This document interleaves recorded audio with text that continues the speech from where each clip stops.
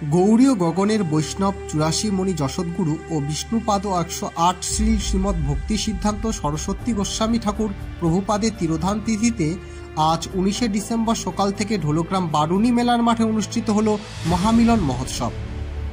পরম গুরুদেবের অভিষেক ও পুষ্পাঞ্জলি অর্জনের পাশাপাশি এদিন ভজন কীর্তন, পাঠ প্রবচন, পুলিন ভোজন অনুষ্ঠিত হয়।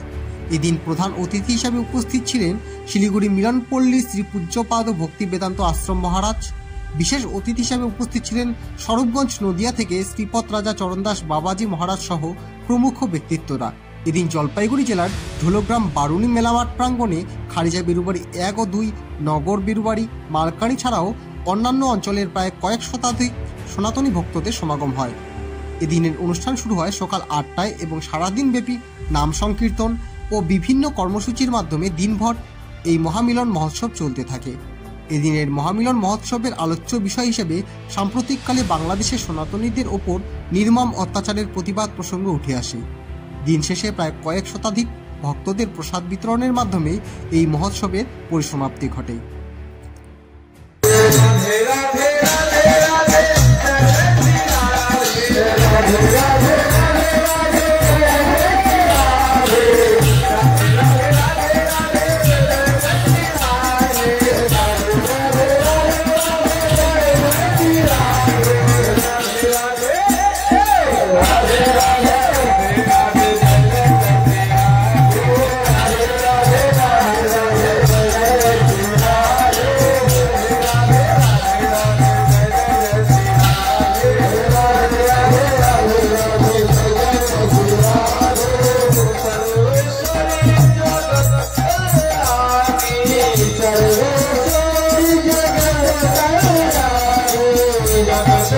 আপনারা দেখছেন নর্থ বেঙ্গল সমাচার, উত্তরের বার্তা, সত্যের পথে।